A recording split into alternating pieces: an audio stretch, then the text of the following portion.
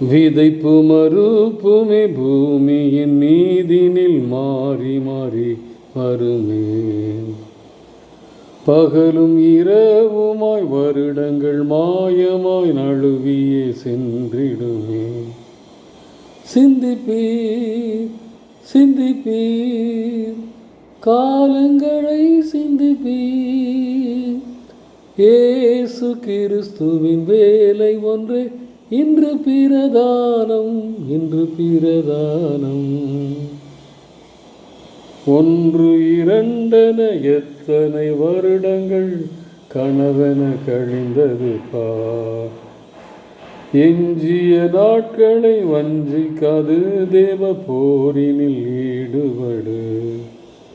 சிந்திப்பீர் சிந்திப்பீர் காலங்களை சிந்திப்பீர்.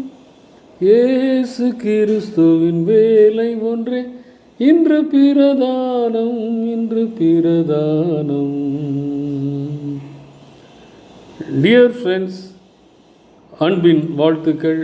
ஆண்டவரும் இரட்சகருமாகிய இயேசு கிறிஸ்துவின் இனிய நாமத்திலே உங்களை வாழ்த்துகிறேன். விதைப்பும் அறுப்பும் பூமியிலே மாறி மாறி வரும். அனைத்தையும் மாறச் செய்கிறவர் மாறாதவர் என்பதை உணர்ந்து நம்முடைய கையின் பிரயாசங்களின் உயர்வோ தாழ்வோ, நம்முடைய வாழ்க்கையின் எதிர்காலங்களை குறித்த கவலையோ மகிழ்ச்சியோ எதுவாக இருந்தாலும் மாறாத ஆண்டவரிடத்திலே நம்பிக்கையோடு பிரதானமான ஆண்டவரை பிரதான இடத்திலே வைத்து ஆராதிப்போம். அதை நம்முடைய கவலைகளையும் எதிர்காலத்தை குறித்த பயங்களையும் நீக்கி போடும். 2 கொரிந்தியர் 9ஆம் அதிகாரத்தை தியானிக்க துவங்கும் பொழுது அது 8வது அதிகாரத்தினுடைய தொடர்ச்சியாகவே சொல்லப்பட்டிருக்கிறது. 8ஆம் அதிகாரம் முழுவதும் கொரிந்து சபைக்கு கொடுப்பதை குறித்து போதிக்கின்ற பவுலடியார் தீத்துவையும் அவரோடு விட 2 முக்கியமான சபை ஊழியர்களையும் அனுப்பி வைத்து அந்த கொடுக்கிற பணியிலே உற்சாகப்படுத்துவதற்கு கொரிந்து சபையை தூண்டுகிறதை நாம் தியானித்திருக்கிறோம். 9ஆம் அதிகாரத்திலே மீண்டுமாக அதையே வலியுறுத்துகிறார். உங்கள் மன விருப்பங்களை அறிந்திருக்கிறேன், 1 வருட காலம் நீங்கள் அதற்கான ஆயத்தப்பட்டு கொண்டிருக்கிறேன் என்று சொல்லி மக்கோதனியா திருச்சபைக்கு நான் உதாரணமாக சொல்லிவிட்டேன். எல்லோரும் நீங்கள் கொடுக்கப் போகிறீர்கள் என்பதை அறிந்திருக்கிறார்கள். ஒருவேளை அதில் நீங்கள் தவறிவிட்டீர்கள் என்றால் அது உங்களுக்கு அவமானம் அல்ல, எனக்கு வந்த அவமானம் என்று சொல்லி தன்னை அவர் மூலதனமாக்குகிறதை பார்க்கிறோம். அதைத்தான் 9ஆம் அதிகாரம் 4வது வசனத்தில் சொல்லப்பட்டிருக்கிறது. மக்கோதோனியர் என்னுடனே கூட வந்து உங்களை ஆயத்தப்படாதவர்களாக கண்டால் இவ்வளவு நிச்சயமாய் உங்களை புகழ்ந்ததற்காக நீங்கள் வெட்கப்படுவீர்கள் என்று நாங்கள் சொல்லாமல் நாங்களே வெட்கப்பட வேண்டியதாக இருக்கும். உங்களை குறித்து சாட்சி நான் சொல்லிட்டேன், அது நிறைவேறினா வெட்கம் வந்து உங்களுக்கு அல்ல எனக்கு தான் சொல்லி தன்னையே பலியாடாய் கொடுக்கிறதை பார்க்கிறோம். இங்கு அதையெல்லாம் சொல்லிவிட்டு என்ன சொல்கிறாரு, பின்னும் நான் சொல்லுகிறது என்னவெனில் அப்படின்னு சொல்லி 2 கொரிந்தியர் 9:6 சொல்கிறார். சிறுக விதைக்கிறவன் சிறுக அறுப்பான், பெருக விதைக்கிறவன் பெருக அறுப்பான். இது அடிக்கடி நம்முடைய அறுப்பின் பண்டிகையில் பேசப்படுகிற வசனமாக இருக்கிறது. ஒருவேளை கொடுப்பதை குறித்து உற்சாகப்படுத்துவதற்காக இந்த வசனம் அநேக நேரங்களில் பயன்படுத்தப்படுகிறது. ஒன்றை மட்டும் புரிந்து கொள்ள வேண்டும், இந்த வசனத்தை பயன்படுத்தும் பொழுது அவன் சிறுக விதைக்கிறவனாக இருந்தாலும் சரி, பெருக விதைக்கிறவனாக இருந்தாலும் சரி, ஆண்டவருக்கு முதலிடம் கொடுத்து அவரை நம்பி விதைக்கிறவனாக இருக்கணும். அப்படி இருந்தால் தான் பெருக விதைக்கும் பொழுது பெருக கிடைக்கும், சிறுக விதைக்கும் பொழுது சிறுக கிடைக்கும். எவ்வளவு நம்முடைய உழைப்பு இருக்கோ அதற்கேற்ற பலனை பெற முடியும். ஆண்டவரை நம்பாதபடி சுயபலத்தையும் உலகத்தையும் நம்பினேன்னா பெருக விதைத்தாலும் பெருக கிடைக்காது. அதைத்தான் ஆகாய் தீர்க்கதரிசியின் புத்தகத்தில் சொந்த ஜனங்கள் அனுபவித்த அனுபவத்தை பார்க்கிறோம்.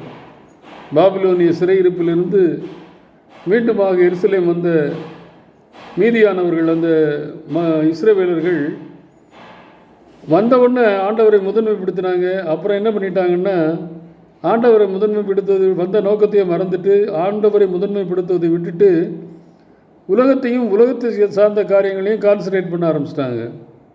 விளைவு என்னாச்சு? ஆண்டவர் ஒரு பெருத்த ஒரு சாபத்தை சொல்கிறார்.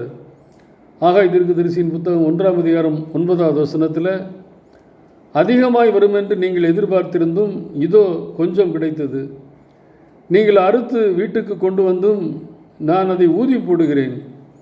எதன் நிமித்தம் என்றால், என் வீடு பாழாய் கிடக்கும்போது நீங்கள் எல்லோரும் அவனவன் தன் தன் வீட்டிற்கு ஓடி போகிறீர்களே, இது நிமித்தமே சேனைகளின் கர்த்தர் உங்களுக்கு சொல்லுகிறார் என்று சொல்லி அந்த இடத்துல அவர்கள் உழைத்த உழைப்பிற்கு பலனை பார்க்க முடியாதபடி சாபமாக முடிந்து விடுகிறது. காரணம், பிரதான இடத்திலே வைக்கப்பட வேண்டிய ஆண்டவராகிய கர்த்தரை விட்டுவிட்டு உலகத்தின் காரியங்களை பிரதானப்படுத்துகிறார்கள்.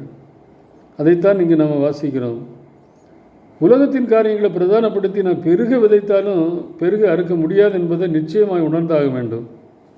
அப்போ இங்கு சொல்லப்பட்டிருக்கிறதே, சிறுக விதைக்கிறவன் சிறுக அறுப்பான், பெருக விதைக்கிறவன் பெருக அறுப்பான் என்றால் 2 பேருமே ஆண்டவரை நம்பித்தான் அந்த காரியங்களை செய்யணும். அதற்கு நம்ம அடிக்கடி யூஸ் பண்ணுற 3 T's ஞாபகத்தில் வச்சுக்கலாம். விதைக்கிறதுன்னு சொன்ன உடனே நம்முடைய பணத்தையும் செல்வத்தையும் தான் நினைக்கிறோம்.